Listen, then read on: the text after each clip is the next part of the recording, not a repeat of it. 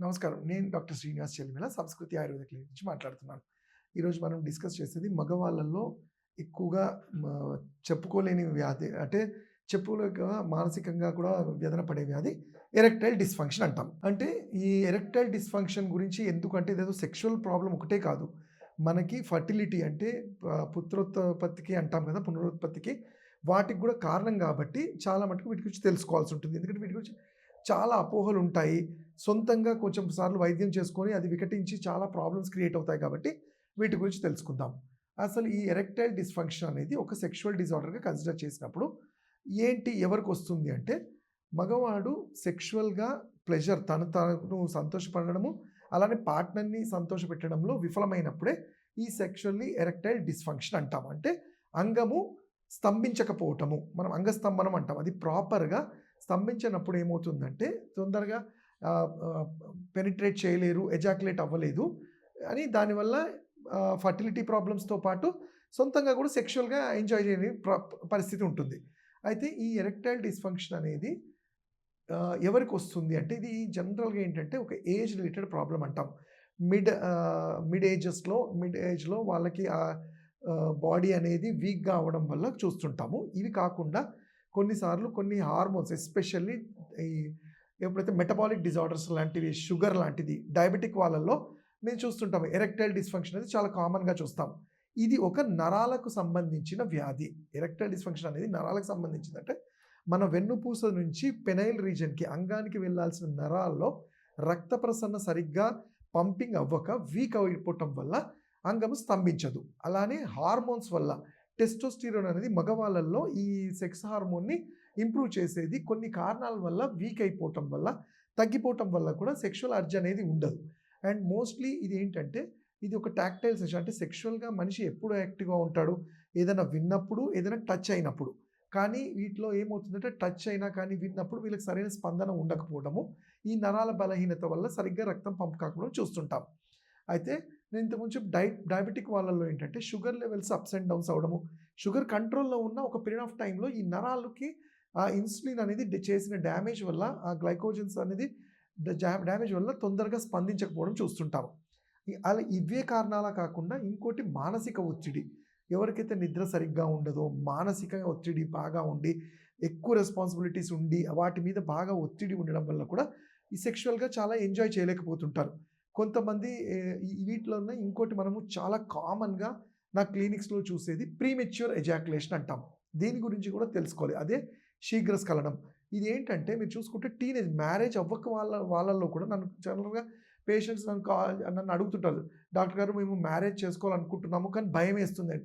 ఎందుకు బాబు భయమేస్తుంది? నీకు మ్యారేజే అవ్వలేదు. ఎందుకు నువ్వు భయపడుతున్నావు అంటే, నేను జనరల్‌గా సెక్స్‌కి పనికిరానేమో అని ఒక చాలా పెద్ద పెద్ద మాటలు మాట్లాడతారు. మనం హిస్టరీ తీసుకుంటే వీళ్ళు గాబరా పడుతున్నారు అన్నప్పుడు ఏంటంటే, జనరల్‌గా ఈ ప్రీమెచ్యూర్ ఎజాక్యులేషన్ ఏంటంటే ఇది మానసికంతో సంబంధం ఉంటుంది. మానసిక, శారీరక బ్యాలెన్స్డ్‌గా ఉన్నప్పుడే ఇది కరెక్ట్‌గా ఉంటుంది. దీంట్లో ఏమవుతుంది, మీ గర్ల్ ఫ్రెండ్‌నో లేకపోతే బయట లేడీస్‌ని ఎప్పుడైనా బయట కలిసినప్పుడు ఒక తెలియని భయం, ఇంట్లో వాళ్ళు చూస్తారా? వేరే వాళ్ళు చూస్తారా? అనే ఒక తెలియని భయము, ఒక గిల్ట్ ఫీల్‌తో సెక్షువల్ యాక్ట్ వెళ్ళినప్పుడు సరిగ్గా పెర్ఫార్మ్ చేయకపోతే నెక్స్ట్ టైమ్ కూడా నేను మ్యారేజ్ అయిన తర్వాత కూడా పనికిరానేమో ఇదే అని ఒక ట్యూనింగ్‌లో ఉంటారు. సో, వీళ్ళకి ఔషధాల కన్నా ముందు కాన్ఫిడెన్స్ అండ్ కౌన్సెలింగ్ ఒక ప్రాపర్ ఆయుర్వేద వైద్యుడిగా ఒక కౌన్సెలింగ్ అనేది ఇవ్వాల్సి ఉంటుంది. అయితే నిజంగానే ఒకవేళ నేను చెప్పినట్టు ఇంతకుముందు సెక్షువల్ వీక్‌నెస్ ఉండి నరాల్లో ఏదైతే పుడెండాల్ నర్వ్‌లో రక్త ప్రసరణ సరిగ్గా ఉండక వెన్నుపూసలో ఎప్పుడైనా దెబ్బ తగిలి ఆ వెన్నుపూస వ్యాధి వల్ల కూడా ఇలా జరిగిందన్నప్పుడు దానికి మంచి చక్కటి ఔషధాలుంటాయి. ఔషధాలు కొంచెం ఓపికగా వాడుకొని లైఫ్ స్టైల్ చేసుకోగలిగితే ఎంత సివియర్ సెక్షువల్ ప్రాబ్లమ్ అయినా నార్మల్ అవుతుంది. కానీ డాక్టర్‌కి చెప్పకుండా ఏవో మనం చదువుకున్నవో లేకపోతే ఎక్కడో చూసిన వాటి వల్ల వెళ్తే ఏంటంటే మానసిక ఒత్తిడి డెఫినెట్‌లీ పెరిగిపోతుంది. అయితే నేను ఇంతకుముందు చెప్పినట్టు ఈ శీఘ్రస్ఖలనానికి కౌన్సెలింగ్‌తో పాటు, ఔషధాలతో పాటు ఈ మూల కారణం అంటే కారణం ఎందుకు భయపడుతున్నాడు? ఎందుకు గాబరా ఉందనేది తెలుసుకోవాలి. అంటే హార్మోనల్ ప్రాబ్లమా? లేక వెన్నుపూస సంబంధమా? లేకపోతే ఇతరత్రా ఏమన్నా ఉన్నాయా తెలుసుకొని చికిత్స ఇస్తాం. సరే ఇవన్నీ బానే ఉన్నాయి డాక్టర్ గారు. మరి కలిసినప్పుడల్లా తొందరగా ఎజాక్యులేట్ అయిపోతున్నాము. దాంతో సంతృప్తి పడట్లేదు. ఆయుర్వేద ఏదన్నా మోడర్న్ మెడిసిన్స్ తీసుకున్నప్పుడు కొన్ని రోజులు బానే ఉంటుంది. మళ్ళీ దానికి సైడ్ ఎఫెక్ట్స్ అని చెప్తున్నారు అంటారు. ఇవన్నిటికి ఏంటంటే ఆయుర్వేదం ఒక 5000 సంవత్సరాల క్రితమే వీటికి చెక్ పెట్టింది. ఎలా? మీరు చూస్తే మన ఆయుర్వేదం అనేది ఈ రసాయన వాజీకరణ అనేది ఎప్పటినుంచో ఉంది. మరి రసాయన వాజీకరణం అంటే ఏంటి?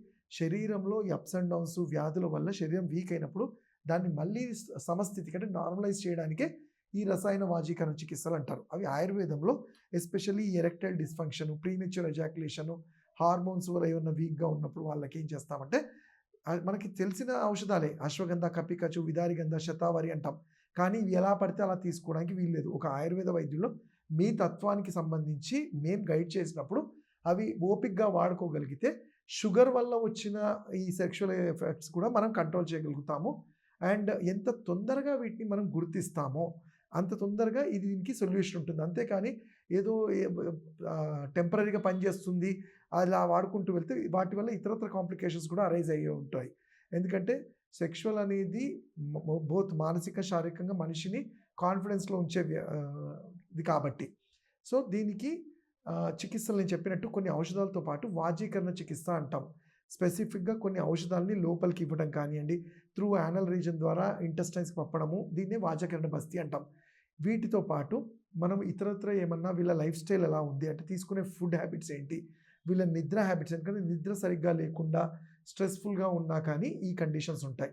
ఇంకోటి చాలా మేజర్‌గా నన్ను అడిగే క్వెషన్స్ ఏంటంటే, సార్ మాకు మాస్టర్బేషన్ ఎక్కువ చేయటం వల్ల ఈ సెక్షువల్ వీక్‌నెస్ ఉంటుందా అంటారు. అయితే దానికి నేను చెప్పే సింపుల్ ఒకటే ఎగ్జాంపుల్ ఏంటంటే, మనం తెలుగులో అంటాం అతివృష్టి, అనావృష్టి అంటాం. ఏది అయినా కానీ అతిగా చేసినా అసలు చేయకపోయినా ప్రాబ్లమ్. ఇక్కడ సెక్షువల్‌గా చూసుకుంటే మనం చూడండి మోషన్ అనేది రోజు 1, 2 సార్లు పాస్ చేయాలి. అదే 10 సార్లు వెళ్తే దాన్నే డీసెంట్రీ, డయేరియా అంటాము.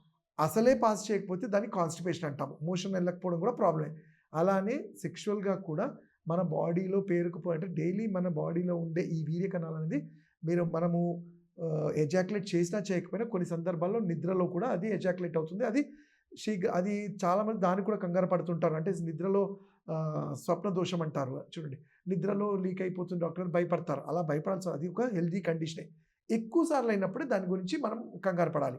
అయితే ఈ మాస్టర్బేషన్ అనేది అండ్ పోర్నోగ్రఫీ ఇలాంటివి ఏంటంటే కొంచెం తగ్గించుకొని మనము ఒక నార్మల్ లైఫ్ లీడ్ చేయగలిగితే వైఫ్‌తో వెళ్ళినప్పుడు ఆ గిల్ట్ ఫీలింగ్ ఏది ఉండదు. సో, కాన్ఫిడెంట్‌గా ఉంటారు.